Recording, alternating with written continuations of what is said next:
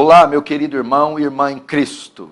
Eu estou aqui para falar um pouco a você sobre as atrocidades que nós temos visto nos últimos dias envolvendo as nossas crianças.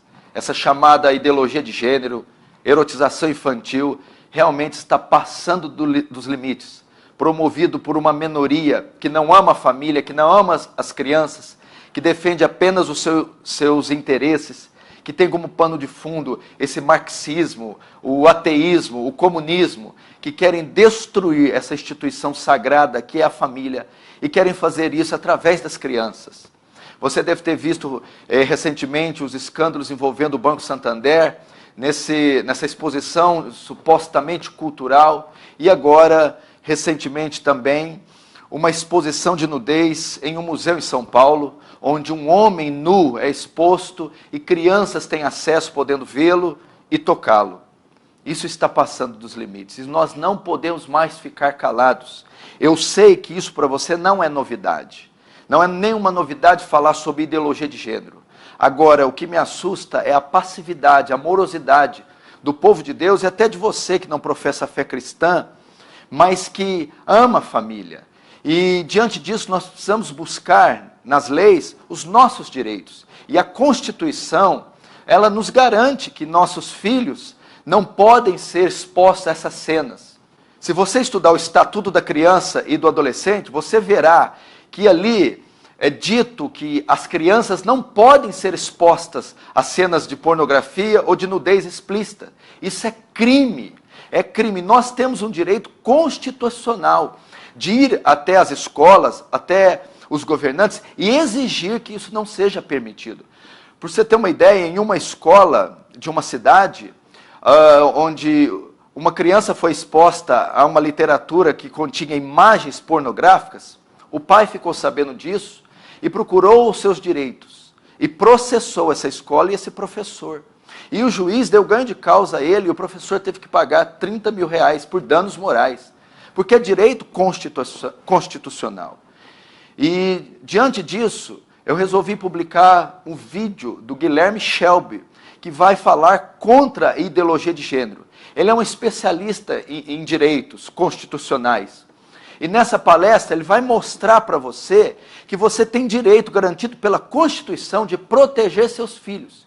E que não é a escola, nem o Estado, nem professor, nem qualquer outra instituição que deve formar, educar os seus filhos e dizer o que eles devem acreditar ou não. Esse direito é seu, pai e mãe, garantido pela Constituição. E gostaria que você assistisse esse vídeo na íntegra, e não só assistisse. E, por favor, me ajudasse a divulgá-lo em todo o Brasil. Eu gostaria que esse vídeo tivesse 1 milhão, 10 milhões, 100 milhões de visualizações. E isso só pode ser feito se você, pai, mãe, irmão em Cristo, ou qualquer um que esteja me assistindo, ajudar na divulgação.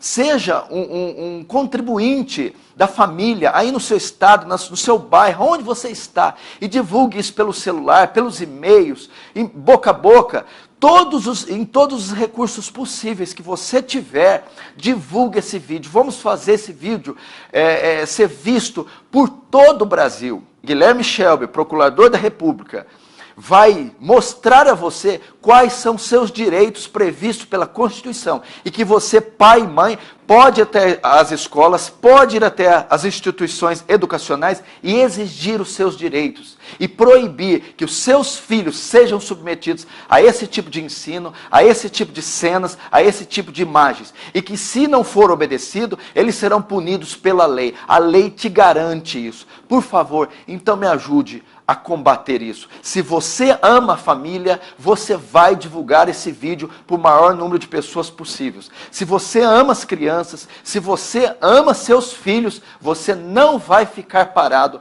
você vai à luta. Você pode estar me perguntando, pastor, mas o papel da igreja, de um homem de Deus, de um pastor, não é só pregar o evangelho, é pregar o evangelho, mas não é só pregar o evangelho, é pregar o evangelho e garantir o direito da Constituição. Se alguém rouba o seu carro, você não vai orar por isso, você vai acionar as autoridades, você vai chamar a polícia. Se alguém infringe a lei e quer deturpar a mente dos seus filhos, você não vai chorar e jejuar. Você vai acionar as autoridades, você vai exigir os seus direitos para que essas pessoas sejam punidas pelas leis garantidas pela Constituição. Eu conto com o seu apoio, por favor, é um apelo que eu faço, pois essas pessoas estão passando dos limites e as nossas crianças correm perigo. Nós podemos ver uma geração inteira se perder diante dos nossos olhos, sem que nós façamos nada. Deus nos ajude, Deus tenha misericórdia da igreja brasileira e da nação brasileira. Nós estamos sofrendo um terrível ataque, né? Eu fico imaginando aqui 100 anos, pastor Ival, 200 anos, vão se recordar desse tempo e vão perguntar assim: onde estavam os cristãos daquele tempo? Nós estamos vivendo a mudança de marcos civilizatórios. Marcos civilizatórios são fundações de eras. Estão querendo derrubar uma grande construção chamada civilização judaico-cristã. Querem derrubar. Estão derrubando. Estão derrubando. Com muita rapidez. Quais são os marcos civilizatórios da civilização judaico-cristã? O marco civilizatório central do judaísmo e do cristianismo chama-se família monogâmica. É marco civilizatório. Um homem, uma mulher. É marco civilizatório que crianças estão submetidas aos pais. É marco civilizatório judaico-cristão que as crianças devem obedecer aos pais e são os pais que devem educar e criar os filhos. Isso é marco civilizatório. Estão destruindo isso também. À luz do dia. Na novela, a novela da Globo, que propaga a erotização e o transexualismo para crianças e adolescentes, é um grito para todos nós. Cristãos, vocês não são mais relevantes. Vocês entenderam isso ou não? Cuspem na nossa cara. E qual que é a nossa atitude? O Banco Santander, vamos mostrar a imagem, agora vem a foto, eu quero mostrar para vocês.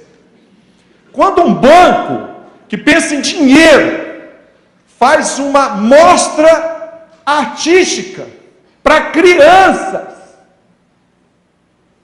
prestem atenção, vamos colocar, coloque lá, a mostra do Santander. Pode colocar o início da matéria, não, volta, o início onde mostra. Lembra que tem um iniciozinho, que tem assim, mostra do Santander, só para ver o... Não tem, né? Então calma, eu vou mostrar para vocês. Esse é então um conjunto de imagens, eu vou explicar para vocês. O Banco do Santander fez uma mostra artística, dirigida a crianças de escolas públicas ou particulares. Está na formulação da mostra artística. Um banco que sobrevive de dinheiro que as pessoas depositam, ou ele empresta para as pessoas. Esse banco faz uma mostra dirigida a crianças. Isso foi em Porto Alegre. Ok? Ele mandou 5.000 formulários para as escolas de Porto Alegre. Professores, tragam seus alunos menores de idade, porque nós queremos unir, fazer uma união de professores e alunos sob o ponto de vista da arte. Ok, gente? Vamos ver o que eles mostraram para as crianças no museu público e fazendo publicamente. Vamos àquela imagem que você mostrou? Dá para aumentar um pouquinho? Não. Pode apagar a luz? Um pouquinho aqui? Mais. Tudo.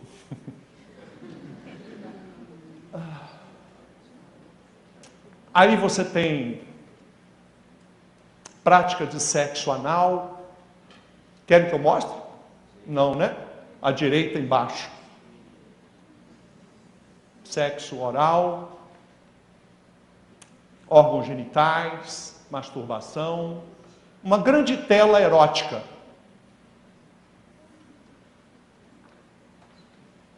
Eu imagino os professores com seus alunos de 7, 8 anos. Pois bem, alunos, aqui vocês estão vendo a manifestação de... Professor, o que aquele homem está com pênis ereto ali no ânus? Não, aquilo é sexo anal, meninos. É natural, meninos. Eu fico imaginando os professores com uma mostra artística dessa, não é? Você imagina seu filho aí? Não. Mas ele está vendo isso.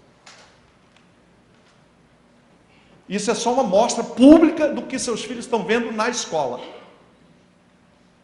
Vamos ver outra imagem? Não, mas...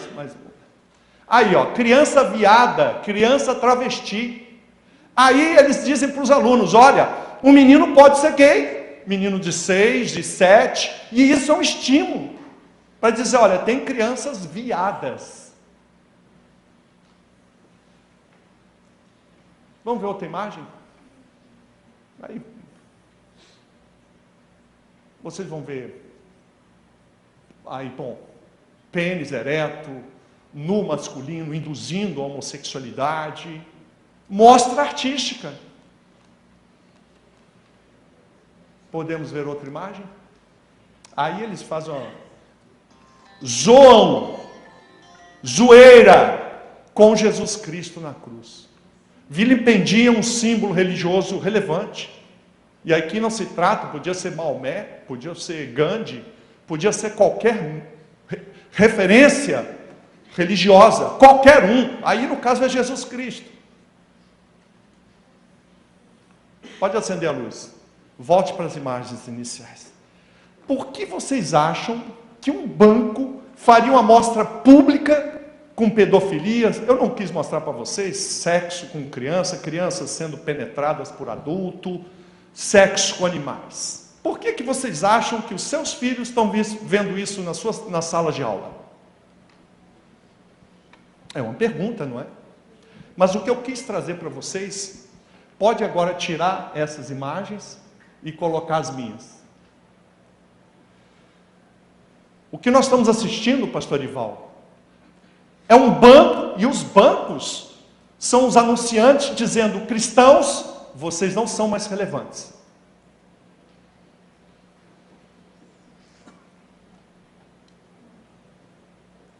Vocês não me interessam mais.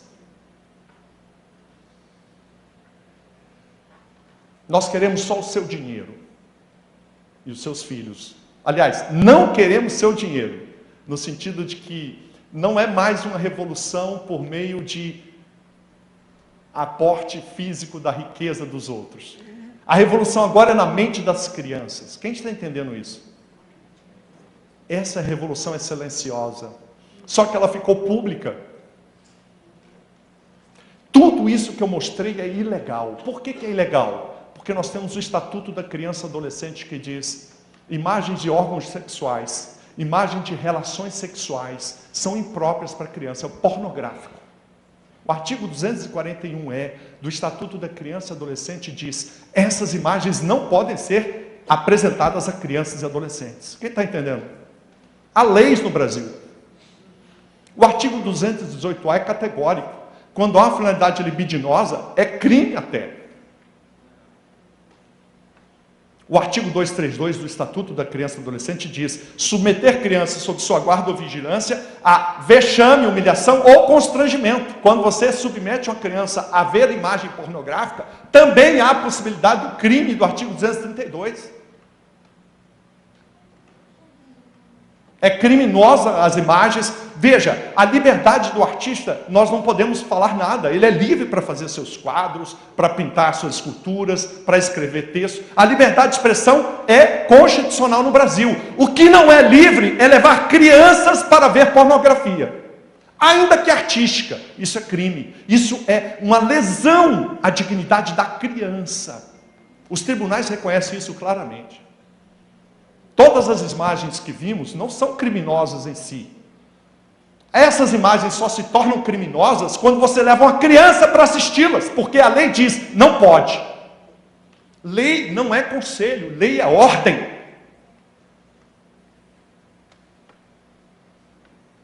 Mas eles vão fazer isso mesmo assim. E vão continuar fazendo isso. Porque os homens e mulheres de bem se calam. O que acontece com a mulher se, passando por uma rua, recebe uma mão em um lugar que não gostaria? E ao invés de reagir, ela se cala. O que acontece com essa mulher? Se na segunda vez que ela passa por ali, o agressor agora vai fazer algo mais, ele vai ser mais agressivo no contato com as mãos. Ela de novo faz de conta que não viu nada e vai embora. Aí numa terceira vez, ele agora beija forçadamente. Ela resiste, mas de novo ela não faz nada. Finalmente, na quarta, quinta, sexta vez, ocorre o estupro. Imagine essa mulher na delegacia. Ela resistiu? Não. Como é que a gente resiste? Como vocês acham que uma pessoa normal, uma mulher normal, deveria reagir a primeira vez que passa a mão nela? Você falaria assim: por favor, o senhor faria a gentileza de não passar sua mão no meu corpo? É assim, gente? Me dê uma ideia.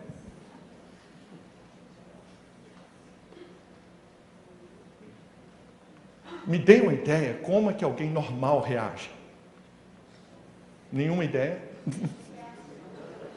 Então você está passando numa rua, aí vem uma pessoa e passa a mão em você, mulher.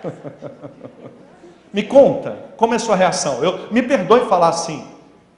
Eu estou comparando com o que estão fazendo com as crianças, como o que reagimos com uma mulher que sofre uma agressão sexual e como ela deve reagir. E aí, como você reage? Grita. Por favor, pare. Me dê um grito aí, mulher. Não tem ninguém para gritar aí? Para com isso! Socorro! Da primeira vez, gente? Ou não? Sim. Da primeira vez. Dá um chute. Pega a bolsa. Você tem que se defender, mulher. Pois a igreja cristã nem grito dá. Assiste aos filhos serem abusados e não dá um gritinho. Vocês estão ouvindo algum grito? Eu não ouço. Vamos melhorar o exemplo? Suponha que você chegue um dia para ir para casa depois do trabalho, e quando você chega, tem alguém arranhando o seu carro com um prego. E aí você chega, como é que você chegaria para essa pessoa? Com licença, por que você está arranhando o meu carro e destruindo toda a pintura? Seria assim? Como seria? Agora são os homens. Eu não...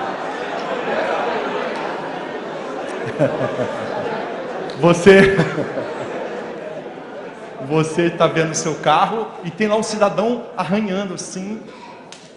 Então, homens, tem homem aqui, não tem? Tá. E aí, homem?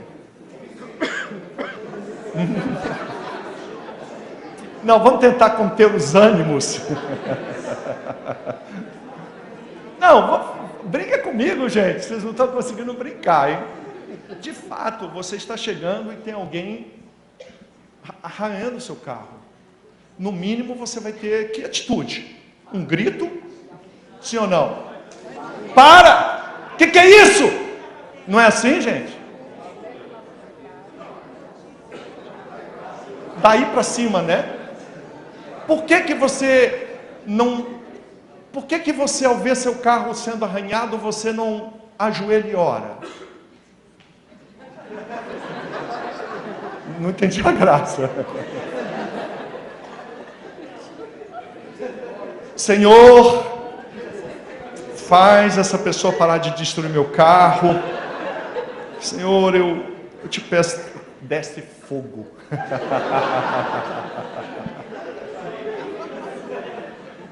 Por que a gente não ora? Quando estão destruindo o seu carro, a pintura dele.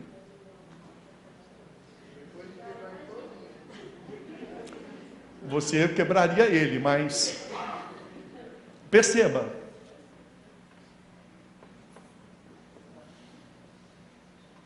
Qual a atitude mais espiritual diante dos abusos cometidos contra as crianças? Qual seria a atitude nossa? Eu estive em Belo Horizonte, pastor Ival. Eu confesso que eu falei de forma natural, mas eu voltei para Brasília. Nossa, eu fui muito duro com aquele pastor. Mas não fui não, porque para ele está tudo bem. Tá. Eu disse assim, se a igreja brasileira, mas eu falei na hora mesmo, não tinha pensado nisso. Eu falei assim, se a igreja brasileira amasse as crianças como ama seus carros, nós mudávamos a história dessa nação. Não quero mais do que os carros merecem para os nossos filhos. É para doer o coração, porque os carros valem muito mais. É a realidade para mim e para você. Talvez você e eu não, mas do nosso meio. Se alguém tocar no seu carro, você arrebenta a pessoa. Você não vai orar. Mas se alguém abusar do seu filho, você vai orar. Talvez você não, mas é o nosso meio. O meu percentual é o seguinte no nosso meio. De cada 10 mil cristãos, 1 se interessa por criança. Verdadeiramente. 1. Por quê? O que aconteceu? O que aconteceu nesse caminhar cristão que o carro tem tanto mais valor? Em Brasília, um pai chega e vê o carro arranhado. Sabe o que ele fez, pastor Ival? Bateu tanto na mão do filho que arranhou o carro, que o filho teve que amputar as 2 mãos. É condizente com essa igreja. O pai se matou em função disso, cometeu suicídio. Olha a tragédia, por causa de um carro. É um caso real, que revela o nosso meio. Eu vim para chorar aqui com vocês, porque a minha esperança vem do céu, do Senhor, eu creio. O Senhor está no controle de todas as coisas. Mas as asas do Senhor não são feitas para socorrer os que se omitem e negligenciam no cuidado com as crianças. Seja pai, seja pastor, seja professor. A gente está buscando a sombra do Altíssimo para se esconder das obrigações. Vocês viram quando eu falei, por que a gente não se ajoelha e ora, mas com os filhos está sendo assim. Ao invés de corrigir, vamos orar. Não, você tem que corrigir. A oração mais potente que um pai pode fazer para o filho é cuidar dele. Não entendemos isso. Nós colocamos numa estante rituais de espiritualidade. É por isso que fica engraçado, mas de fato o que fazemos é isso. Com os carros não. É até engraçado. Jamais a gente orar para pedir a intervenção de Deus. Mas diante dos filhos, sim. Ao invés de sermos pais presentes, nós delegamos a oração a Deus cuidar dos filhos. E é por isso que os nossos filhos estão como estão. Pastor Ival, eu ficaria feliz se os cristãos cuidassem só dos seus filhos. Já seria fantástico. A gente mudaria essa nação. Se cada pastor cuidasse das crianças da sua igreja, não precisa de mais não cuida das crianças da cidade, só da sua igreja. Eu quero lançar esse desafio. Cuida só das crianças da sua igreja. Revolução no Brasil. Pais, cuidem de seus filhos. Não estamos conseguindo fazer isso. E eu não estou aqui para, de maneira alguma, trazer para vocês peso. Eu vim trazer fatos. O Santander, nessa semana, nos deu um grito. Vocês estão morrendo, cristianismo. É só questão de tempo dessa geração morrer, porque a nova virá criança viada. É isso que está acontecendo em sala de aula, é isso que está acontecendo em materiais didáticos. Eu quero agora apresentar para vocês. Vamos nessa, onde tem a 1, 2, 3, 4. Essa aí. Está acontecendo nas televisões, mas os ativistas sexuais, eles também estão fazendo isso em praça pública. O que é isso aí? Niterói, 2016, crianças numa praça em frente ao Museu Niemeyer, 14 horas de um sábado. E um ativista sexual resolveu depilar a vagina, publicamente. O que ela está fazendo? Ela está falando para todos nós, olha, vocês não são mais relevantes. Queremos mostrar para as crianças todo tipo de prática sexual e posições e atitudes. E quando ela vai fazer a depilação da vagina em público, na presença de crianças, estão vendo lá, gente? São os nossos filhos lá, olha seu filho lá dentro, ó. Quem está vendo seu filho lá? A gente não consegue ver nas crianças os nossos filhos, na verdade, estão bem protegidos, doutor, não estão? Com quem que seus filhos vão ser amigos? Com quem que eles vão conviver? Os seus netos? Já parou para pensar? Então lá. Acontece que isso aí é um crime, está no artigo 234 do Código Penal. O Código Penal diz que se você fizer uma representação teatral ou de qualquer natureza, de caráter obsceno em público, é crime. Sabe o que devia ter ocorrido aí, gente? A prisão dessa ativista. E por que não fizeram isso?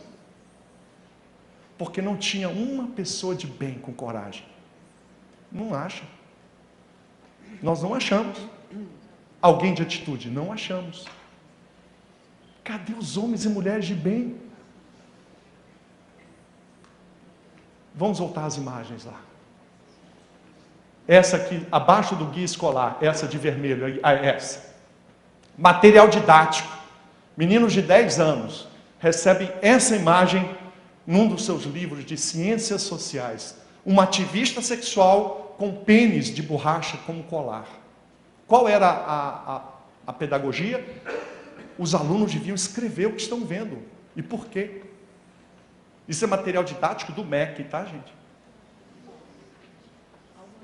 Olha lá, vamos lá. Próxima imagem. Vamos abaixar um pouquinho. Não, volta. Aqui, essa da... essa. Muito bem. Agora, saúde também. Você vai com uma filha de 8, de 7, de 10 aninhos, num local no hospital ou no centro de saúde, o que ela recebe sem você saber? As crianças estão recebendo esse tipo de material. Pênis ereto introduzido na vagina. Tem imagem aí pornográfica. Isso é que está sendo feito nas escolas. Isso é feito em público. Volta lá. Guia escolar, tá vendo? Esse é guia escolar, aí. Eu vou finalizar com isso aqui. O guia escolar é um material do MEC, orientando professores sobre a prevenção do abuso. Olha que interessante. Presidência da República, Secretaria Nacional de Direitos Humanos, Ministério da Educação, time lá, federal, ó, brasão da República. É um guia de orientação, parece coisa boa, né, gente? Mas olha o próximo slide, para frente. Isso. Olha o que está nos documentos do MEC sobre crianças e adolescentes. Item 5. Crianças e adolescentes têm direito ao prazer sexual. Na lei brasileira, não, de jeito nenhum. Criança não tem direito ao prazer sexual. Na lei brasileira, criança é o quê? Absolutamente incapaz. A criança está submetida à tutela de quem? Ou aos cuidados dos pais. Até os 16 anos, a tutela é absoluta. Mais do que isso, a criança deve ser protegida de qualquer estímulo à erotização. Tanto que você apresentar imagens de masturbação, sexo oral, coito anal, ou relação sexual, ou órgão genital à criança, é ilícito no Brasil. Artigo 78 do Estatuto da Criança, artigo 79, e os outros que eu já citei. Mas os documentos do MEC não obedecem à lei. Estão dizendo o quê? Criança tem direito ao prazer sexual. Sabe quem mais diz isso? O movimento pedófilo internacional. Um dos fundamentos para se legitimar sexo com crianças, dizem os pedófilos organizados, é dizer que elas, crianças, têm direito ao prazer sexual. Então o pedófilo, quando mantém relação com a criança, relação íntima, ele está exercendo o direito da criança. Os pedófilos dizem mais. As crianças devem ter autonomia de vontade. Outra violação do Código Civil e da Constituição Brasileira, mas está lá nos documentos dos pedófilos e do MEC. Criança tem autonomia de vontade.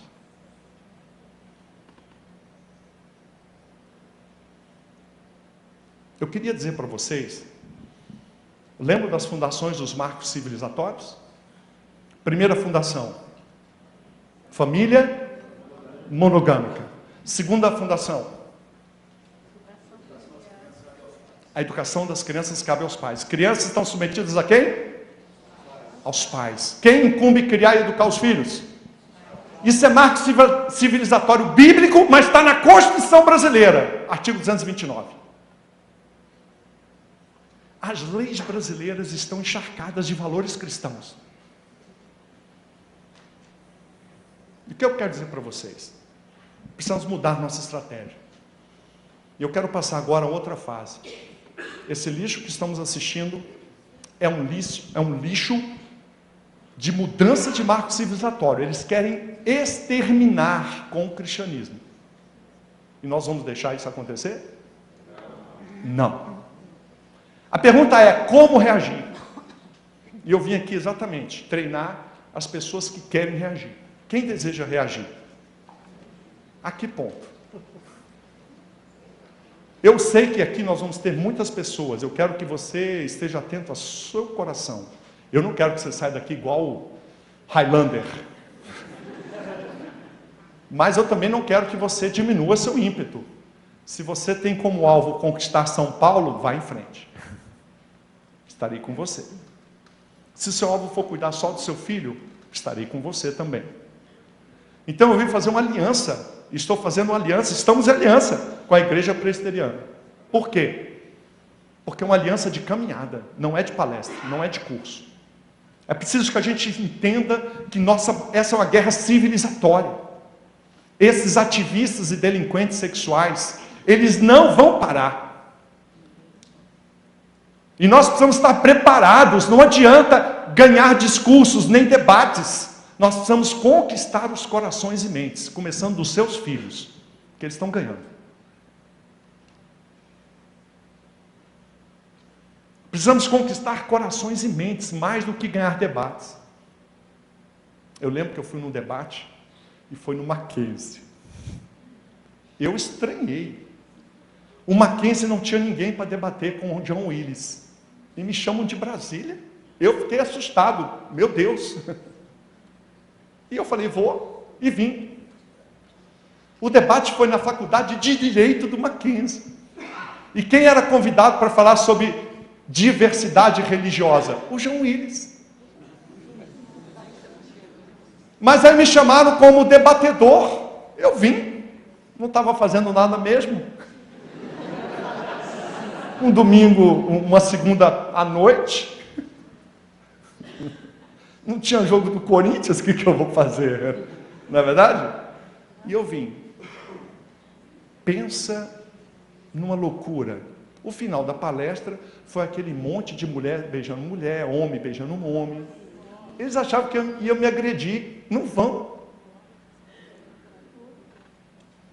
No final da palestra, um desses homossexuais veio até mim e me perguntou. Eu só não entendi uma coisa. Como é que o senhor aguenta ser tão humilhado assim? Falei, é a vida, né? Vocês não me humilharam não, vocês é que estão se humilhando. Eu estou muito bem e quero dizer que vou estar sempre aberto a conversar, a debater ideias. Eu não vim aqui combater pessoas.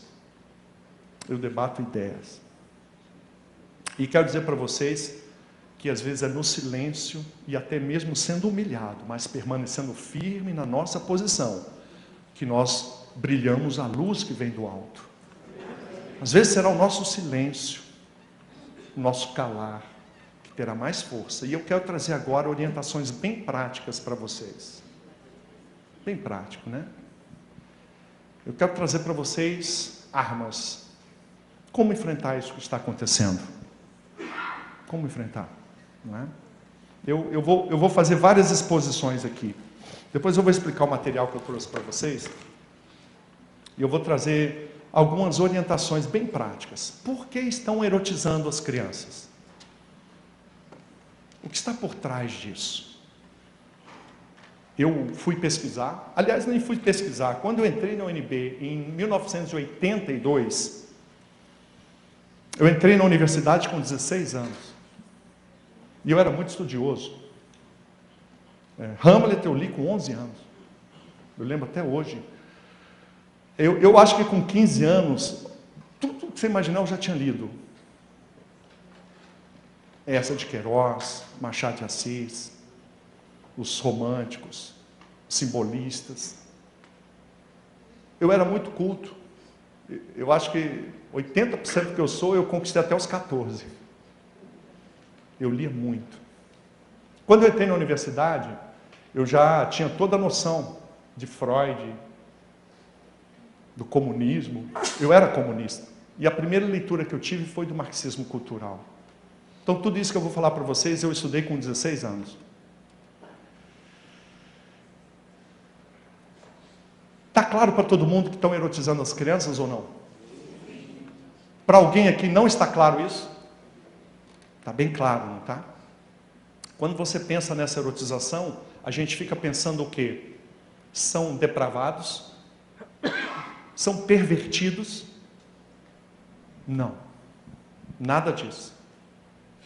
Não tem depravados nem pervertidos. Embora seja depravação, embora seja perversão, essa é uma ação política.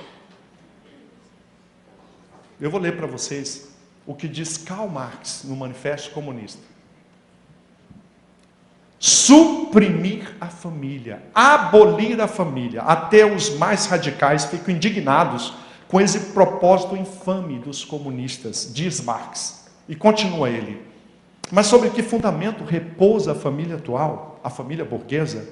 Sobre o capital, sobre o ganho individual. Está lá no Manifesto Comunista, eu trago para vocês. Rodapé, página, edição. Entende? Repita comigo. Abolir a família. Está no sistema operacional do socialismo. Quem entendeu isso? Está no Manifesto Comunista. Suprimir a família. O que é suprimir? Abolir, destruir, acabar. E ele explica por quê. Em um velho manuscrito, redigido em 1846, encontro a seguinte frase: a primeira divisão do trabalho é a que se fez entre o homem e a mulher para a procriação dos filhos. A primeira divisão do trabalho é a que se fez entre o homem e a mulher para a procriação dos filhos. Hoje posso acrescentar: a família monogâmica é o primeiro antagonismo de classes que apareceu na história. É a primeira opressão de classes em que o homem explora a mulher. É assim que o socialismo e o comunismo veem a família monogâmica. Um homem com uma mulher. Exploração da mulher pelo homem. Antagonismo de classe. Como destruir a família? Ele não diz como. Passou mais ou menos 70, 80 anos. 1940, 1950. Surge uma escola chamada Escola de Frankfurt. socialistas, marxistas, debruçados sobre a ideia original de Marx, destruir a família. A família é a primeira forma de exploração. Família monogâmica. E Herbert Marcuse desenha um projeto. O seu livro chama-se Eros e Civilização. Olha o que Herbert Marcuse diz. A força plena da moralidade civilizada foi mobilizada contra o uso do corpo como mero objeto, instrumento de prazer. Tal coisificação era tabu e manteve-se como infeliz privilégio de prostitutas, degenerados e pervertidos. Continua ele. Marcuse propõe que todo o corpo se transforme em mero instrumento de prazer. É preciso deixar crianças, adolescentes e jovens livres para todas as práticas sexuais. Eu vou repetir. Marcuse diz no livro: é preciso deixar crianças, adolescentes e jovens livres para toda a prática sexual que desejarem fazer. Marcuse exemplifica: permitam que crianças, adolescentes e jovens façam sexo com animais. Bestialismo. Lembra da zoofilia? Eu não mostrei, mas lá no Santander, na exposição do Santander, tinha cena de sexo entre homem e animal. Bestialismo. Marcuse continua: permitam que crianças, adolescentes e jovens façam sexo com cadáveres. Necrofilia. Ele dá um recado para os pais. Pais, mantenham intimidade sexual com seus filhos menores. Incesto. Está no livro dele. Ele escreveu Eros e Civilização. E para que isso tudo? Diz ele: a erotização de crianças, adolescentes e jovens levará à desintegração das instituições em que foram organizadas as relações privadas. E finaliza: ao erotizar crianças, adolescentes e jovens, vamos destruir a família monogâmica patriarcal. Fecho aspas. Erotizar crianças é um projeto do socialismo cultural para destruir a família monogâmica. Está nos livros. Livros contra livros eu não faço nada, eu leio e reflito. Precisamos conhecer isso melhor. Eu fiz aqui um resumo, é claro. Mas pastor Arival, como seria bom se os cristãos lessem isso? Porque eles iam ver que não é para combater socialista, é para combater a ideia do socialismo. É para combater o socialismo como ideia, porque ele é antagônico ao cristianismo. É antagônico à civilização, até à biologia. Está no livro deles. Erotizem as crianças e adolescentes e jovens para destruir a família. Por que destruir a família? Porque a família é a célula da civilização burguesa, na visão deles. Você sabe que o câncer, ele não destrói um órgão. O câncer destrói o quê? Células. A luta contra o câncer é celular. Então eles descobriram, é verdade, para destruir esse grande monumento da civilização judaico-cristã, eu tenho que destruir a célula dessa civilização. E qual é a célula do cristianismo? Família. Família. Família é a célula. Como destruir a família? Erotizando as crianças. É um resumo de um resumo de um resumo. Precisamos conhecer essa história. Precisamos debruçar sobre isso. Precisamos refletir sobre isso. E precisamos agir contra isso. O que eu venho trazer para vocês agora são ferramentas. Por quê? Toda essa estratégia está implantada na educação brasileira. Nas faculdades que formam professores, os professores já vêm com o sistema operacional ideologia de gênero. Pode até mudar de nome, gente. Não fiquem presos à expressão ideologia de gênero. Porque, na verdade, o que está por trás disso são pedagogias, filosofias, que, querem dar autonomia de vontade à criança. Meninos de 2, de 3, de 4 aninhos poderão tomar suas decisões. A lei diz que não, você e eu sabemos que jamais. Mas para esses ativistas e delinquentes sexuais, é preciso implantar isso à força. E como é que eles vão fazer isso? Através da educação. Você fica pensando, a Globo, ei! O nosso maior problema são as escolas, salas de aula. Porque lá o menino não pode levantar nem desligar o professor com controle remoto. O menino é obrigado a estar lá dentro e você não está lá, está? Os pais estão com os filhos na escola? Não. E eles elegeram exatamente a sala de aula, porque os filhos não estão na presença dos pais. E eles não vão apresentar todo esse lixo que eu apresentei de erotização nessa forma, não. Eles põem um verniz. Qual é o verniz? Vamos combater a homofobia. Vamos combater o preconceito e discriminação. Vamos dar aula de educação sexual. É só um verniz. De fato, o que estão fazendo é isso que vimos aqui. Apresentando os temas da sexualidade adulta a crianças. É ilegal. Viola o Código Penal, viola o Estatuto da Criança. Sabe o que aconteceu com a igreja? Isso não é espiritual. Esse é o nosso problema. Tudo que eu estou falando aqui, eu concordo. Todos dizem, é mesmo, nossa, interessante. Mas, na verdade, agora vem uma crítica ao nosso pensamento teológico, talvez. É espiritual defender crianças? A que ponto? O problema é a proporção. Qual é a prioridade? O inimigo elegeu as crianças como alvo único da sua ação revolucionária. Tudo está concentrado em sala de aula e na mente das crianças. Tudo é mídia, erotização das crianças, é Anitta, Beyoncé, erotizar.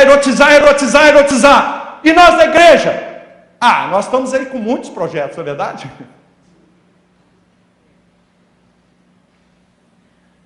O inimigo não. Ele só quer crianças e mais nada.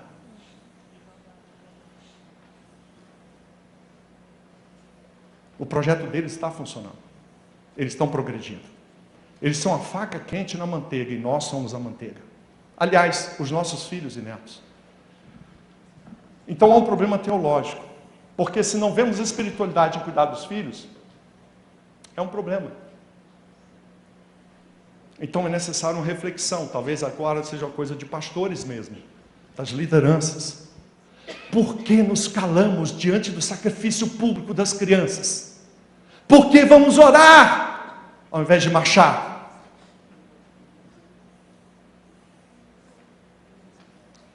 Eu não tenho resposta. Trago apenas esse meu clamor, né? Onde estão os homens e mulheres de bem? Onde estão?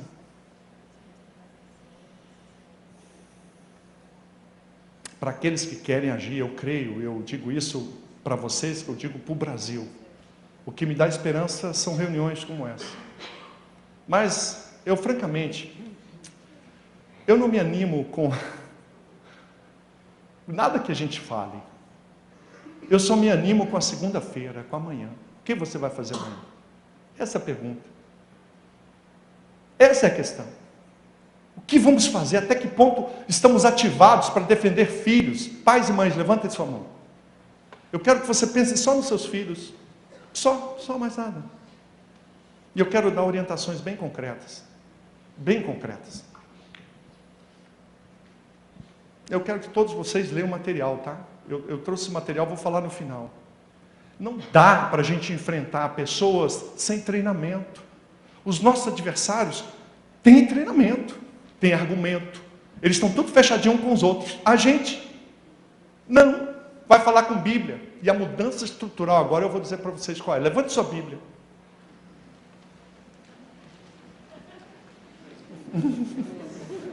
Fazer o quê, né? Tudo o que esses loucos querem, tudo que eles esperam de nós. Levante aí essa Bíblia, levante aí. Tudo que esses loucos desejam de você e eu, sabe o que é? Que a gente seja cristão nesse debate. Levante a Bíblia.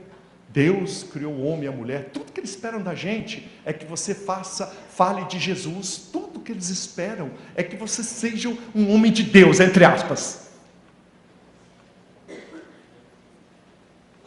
Eles praticam crimes, eles violam as crianças, eles praticam dano moral contra a coletividade, eles mostram cenas de sexo explícito para criança, e o cristão, Bíblia, eles querem isso de você. Levante sua Bíblia aí. Isso, o inimigo quer isso de você. Fala da Bíblia. Isso. Eu cometo crimes, diz o inimigo. Eu pratico violações e vocês vêm com argumentos religiosos. Parabéns. Vocês transformaram em polêmica os crimes que eu cometo. Quem está entendendo aqui? Não. Então vou propor outra coisa agora. Senão vai levantar a Bíblia agora. Levante só sua mão assim. Nessa batalha em defesa da família, das crianças, dos marcos civilizatórios, sabe o que você vai levantar? Repita comigo. Código Civil. Estatuto da criança e do adolescente. Código Penal. Constituição. Grita aí. As leis. Isso vai incomodá-lo. Por quê? Quando alguém comete um crime, você não ajoelha para orar, ajoelha. Você pede a prisão. Quando alguém está arranhando seu carro, você não ajoelha, você vai lá, você chama a polícia, olha aqui, foi dano no meu veículo, eu quero a ação penal privada, eu vou atrás do dano, eu quero a justiça, não é isso? Isso, nós vamos fazer isso.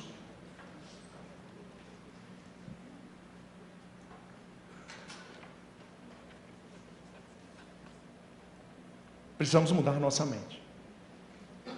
Porque nós estamos prontos para um proselitismo religioso que não vai ter eficácia nenhuma. Pelo contrário, quando nós argumentamos religiosamente ou moralmente, quando a gente fala que é absurdo, eu vi altas autoridades cristãs do judiciário, do Ministério Público, diante do Santander, gente, cadê a defesa das tradições cristãs? Peraí, você não conhece o Código Penal não, amigão? Até a gente é tão treinado por proselitismo religioso. Nos perdemos. Pois eu digo para você, eu venho dizer para você, a coisa mais espiritual a fazer agora, pais e mães, em defesa do seu filho, é conhecer as leis que defendem a família e a infância. Amém? Isso é espiritual nesse momento. O inimigo não conta com isso. Ele espera essa igreja cristã e os cristãos que vão falar de Jesus na rua. Isso ele gosta. Ele gosta de marcha para Jesus. Entenda o que eu vou lhe falar. O inimigo ama multidões contra ele. Porque ele trabalha com espírito contra-majoritário. Ele não está preparado para uma família, uma igreja preparada. Não. Eu venho trazer para vocês o seguinte raciocínio. Nessa defesa, veja, não estou aqui, marcha para Jesus ou manifestações públicas dos cristãos, são necessárias, eu acho válidas. Mas nesse tema da família, agora é guerrilha. Nos tornamos minoria agora. Você não percebeu? Somos maioria, mas de fato somos minoria. Precisamos nos preparar para um tempo muito ruim. Eu estava falando hoje para um pastor, o fato de estarmos naufragando não é o pior cenário. Há barco salva a vida. Precisamos colocar as crianças neles. Quem está me entendendo? Eu quero preparar você para uma maturidade que não venha dar glória a Deus diante do naufrágio não, tá? Nós estamos tão infantis que precisamos sair daqui com uma homilética adequada, não é verdade? Ou não? Vai dar tudo certo. Não vai dar tudo certo. Estamos diante de um naufrágio iminente. E o que vamos fazer? Vamos lutar. É isso que eu proponho. Lutar. Por quê? Porque já ganhamos essa luta. Ou não? Agora, é preciso que tenhamos uma ação condizente com isso. Não estou dizendo que o naufrágio aconteceu, mas ele está muito próximo. Futebol, tá? Para quem gosta de futebol. 15 minutos segundo tempo. Dr. Shelby, ainda temos meia hora. Não falei o placar. O inimigo tem 2 e nós temos 0. 2-0. Dá para comemorar? falta 30 minutos para acabar o jogo. Ainda há tempo, há um lado positivo. Ainda há tempo. Mas eles estão ganhando esse jogo. O que temos que fazer? Ter consciência da gravidade. É muito natural, quero dizer para vocês o seguinte. Eu estava indo com a minha família numa viagem. E quando eu passo a uma certa altura, eu vejo num campo uma máquina colheitadeira daquelas mais modernas, grande, em chamas. Estava em chamas dentro do local onde o operador fica. Eu estava com meus filhos, minha esposa não podia. Eu se estivesse sozinho, pararia o carro, pegaria o meu extintor e iria lá. Que era muito perto da estrada. Eu não pude parar, fui correndo, 2 quilômetros depois tinha um posto de gasolina. Eu parei o carro. Amigo! Aí veio lá o caipira. Calma, doutor. Não, está tendo incêndio. Calma, doutor, incêndio, eu não estou vendo fumaça nenhuma. Eu entendi ele. Ele não via fumaça. Ele não viu fogo. Não, tem uma máquina lá, colheitadeira em chamas. Não, a gente não tem nada. Ah, rapaz. Eita. É porque não é seu filho que está lá dentro. Aí ele levou um susto assim. Calma, a gente vai ver. Exatamente. Entendeu, pastor? Por quê?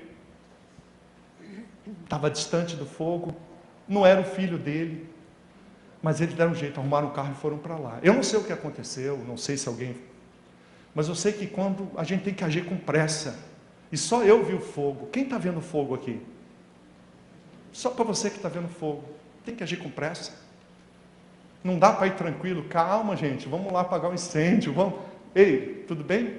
Oi, tudo bem? Eu vou lá apagar um incêndio ali que está morrendo um monte de gente, mas eu já volto, tá bom? Tranquilo? Tchau. Ó, não esquece de guardar lá, tá bom? É assim, gente? Nós estamos assim, porque o incêndio está acontecendo na sala de aula do seu filho.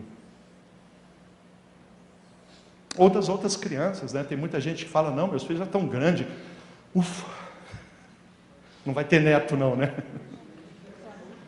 É desse jeito. Eu quero que todo mundo fique bem perto desse fogo, para sentir o calor e se queimar, porque isso vai dar urgência a você. Mas eu não espero que esse fogo arda nos seus filhos e netos. A gente espera, sinceramente, que os nossos filhos estejam protegidos. O que fazer diante disso tudo? Eu digo para vocês o que fazer. Primeira atitude: conhecer a estratégia desses loucos.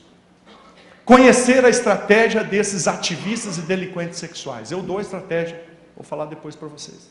Eu já sei o que eles vão fazer, porque eles anunciaram nos livros. Eles já dizem para a gente o que vão fazer. Segundo, conhecer as leis que regem família, infância e educação. Você tem que conhecer, refletir. Você que tem que estar preocupado com isso, é um a um. Cada pai, cada mãe. Não é um treinamento rápido, mas também não demorado, mas é uma coisa que exige que você leia. Pais, vocês têm que estar atentos, porque vocês vão argumentar com o professor do seu filho. Vocês vão argumentar com outros membros da sua família que já estão contaminados, sim ou não, gente? Muita gente contaminada no meio da igreja.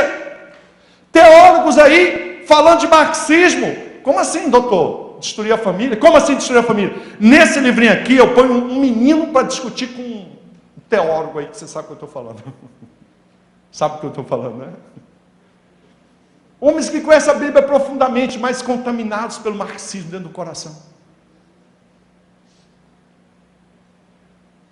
Conhecer. Segundo, o seu filho precisa ter, até uma criança de 4 anos, tem argumentos para você passar para ele. Ensinar para a criança, primeiro lugar, a biologia. O alvo central para as crianças é conhecer a verdade biológica. Um menino e uma menina, aos 2, 3 aninhos, que vão conhecendo a biologia, já estão sendo vacinados contra a erotização. Por quê? Porque eles vão saber o que é o ânus. Eles vão saber que tem que lavar a mãozinha, depois tocar no ânus. Eles vão saber que ninguém pode tocar no ânus deles, sim ou não, gente? Sim. Tem que falar para os meninos.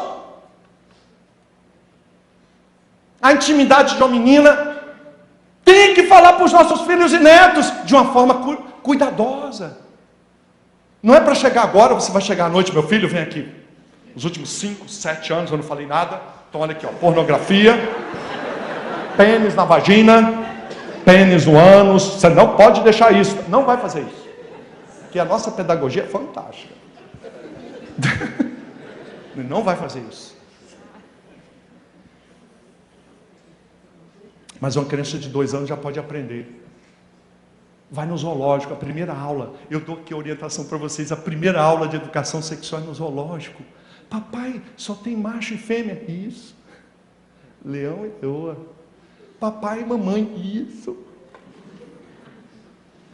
E aquele elefante lá, eu não vejo. Macho e fêmea. Papai, só tem macho e fêmea? Sim, só macho e fêmea. Não tem macho e macho? Não tem. Nem fêmea com fêmea? Não tem. E olha, gente, todo o respeito aos gays, lésbicas, travestis, todo o respeito. As pessoas são livres para terem suas opções sexuais livres. Glórias ao Senhor. As pessoas são livres. Dê liberdade às pessoas, por favor. Agora, crianças não são livres. Crianças são absolutamente incapazes, precisam de orientação, de referenciais. E precisamos ser nós a dar primeiro esse referencial para o filho. Sabe quem está dando esse referencial? Anitta. Anitta está sendo a maior ministradora das crianças das igrejas. Só você não sabe. Chega em casa, põe um gravadorzinho e vai ver o que seus filhos estão ouvindo e cantando. Justin Bieber,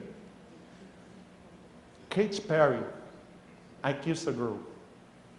A menina cantando que beijou a menina. Comece pela sua casa. Por que roupas? Por que brinquedos? Tudo isso é fundante no fortalecimento da identidade biológica de sexo. Precisamos ter esse argumento no nosso raciocínio.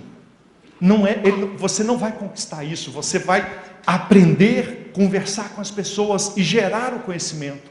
Por que banheiros masculino e feminino? Está tudo explicado. É que a criança, o adolescente, precisa de referenciais. Se ele não tiver referenciais, é uma violação do direito da criança. Então, quando nós colocamos roupa de menino em menino, é porque menino é diferente de menina. Sim ou não? Sim. Precisamos ter os argumentos. Eu trago os argumentos. E precisamos ministrar nos nossos filhos, porque eles precisam ser protegidos primeiro. Não estão sendo protegidos. Precisamos alcançar a escola dos nossos filhos. Os professores, os diretores, quem lida com nossos filhos tem que ter formação. Muitos pais fazem um serviço, eles cuidam bem dos filhos, mas quando no final de semana vão a algum lugar, deixam com a cunhada. E é só forró calcinha preta. Então funciona assim. Você de segunda a sexta, o menino só é doutrinado e está cuidado, mas no sábado de manhã inteira é calcinha preta. É uma janela na mente da criança. E com a nossa autorização. É um irmão da gente que a gente deixou o filho.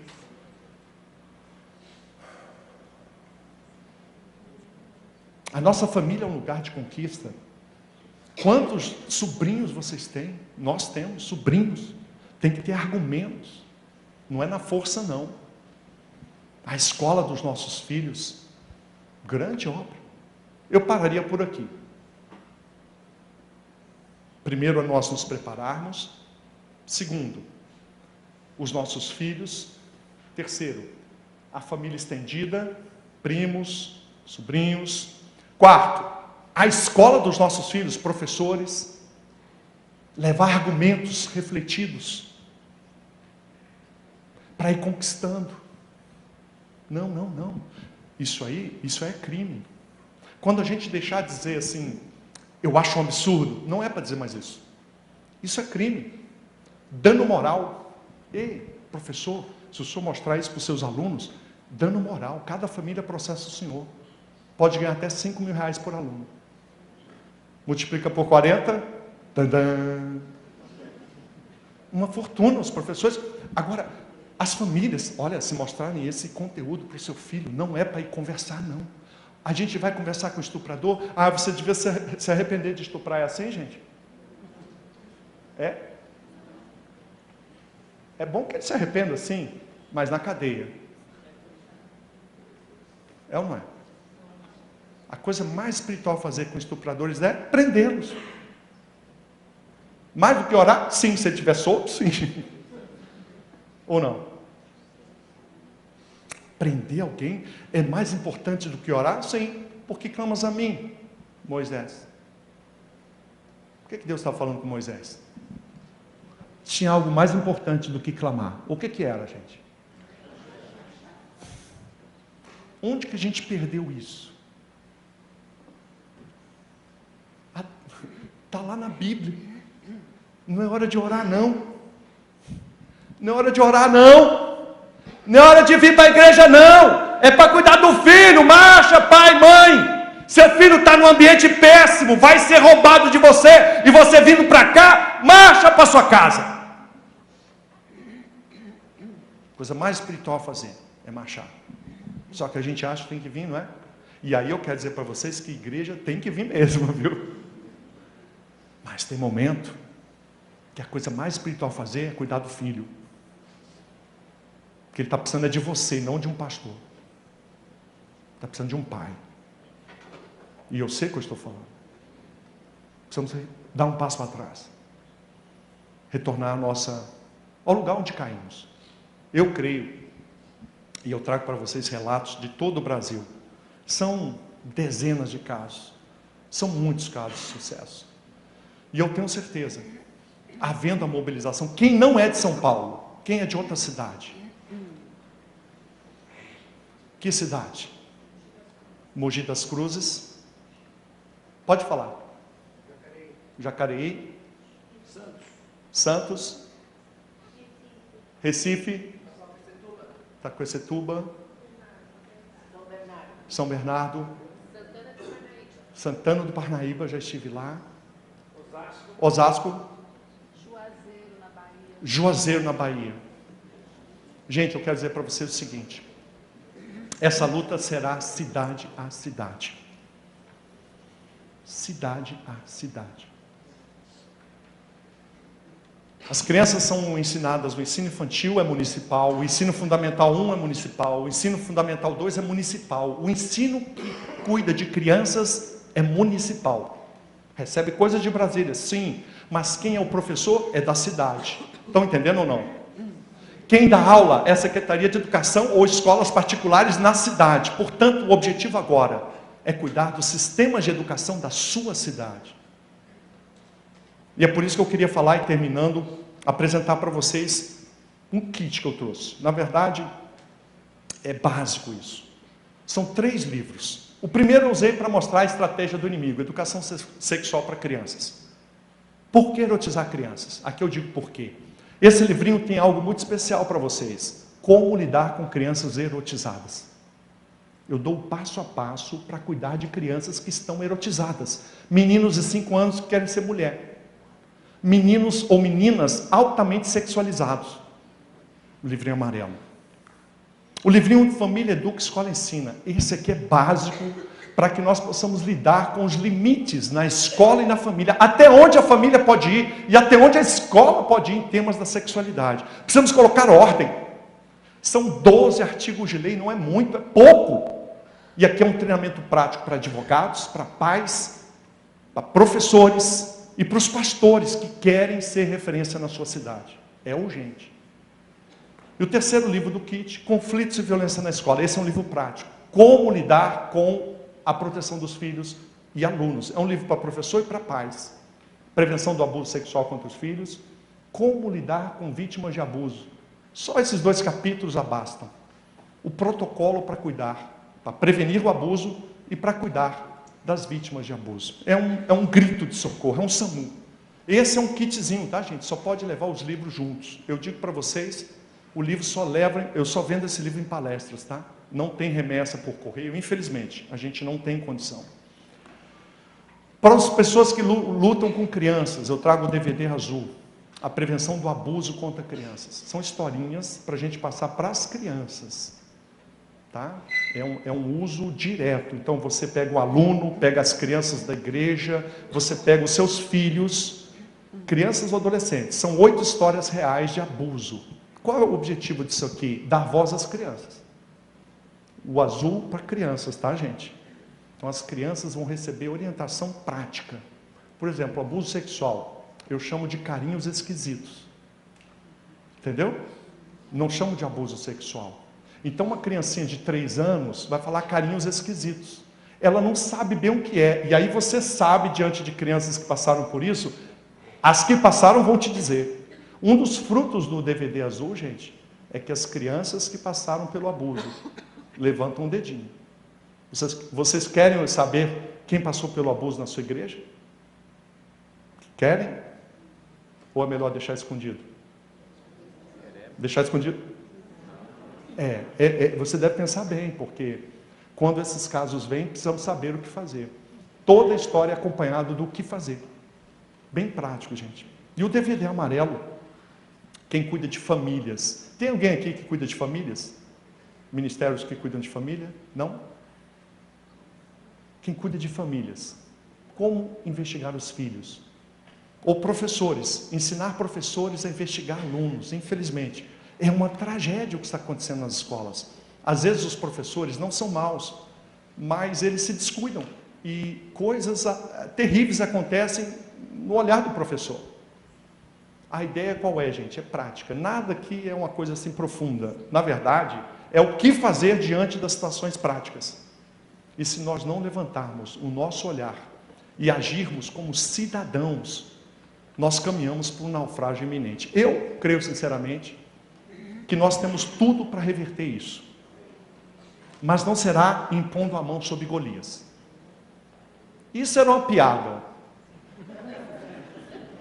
Eles riram de tudo.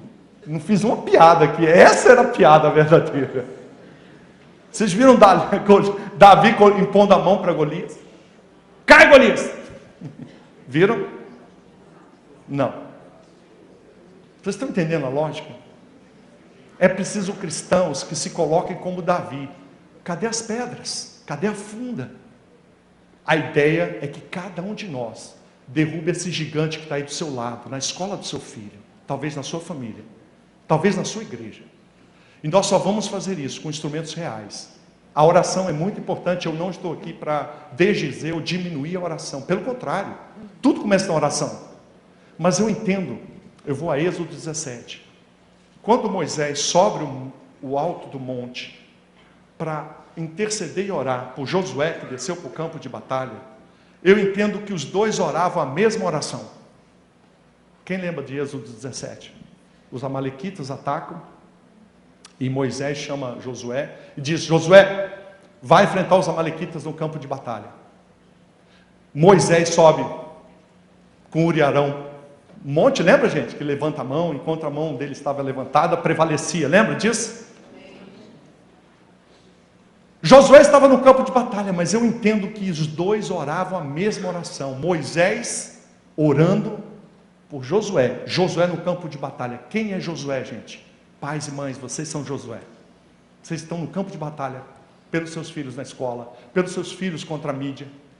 Professores, vocês são Josué. Advogados, vocês são Josué. E quem representa Moisés? A igreja. A igreja precisa estar intercedendo. A igreja precisa estar identificando essa batalha e nutrindo os seus Josué, para que eles lutem melhor, capacitando, verificando até que ponto estão bem ou mal. Essa é a minha visão de uma batalha que eu creio que nós somos chamados para isso, para lutar.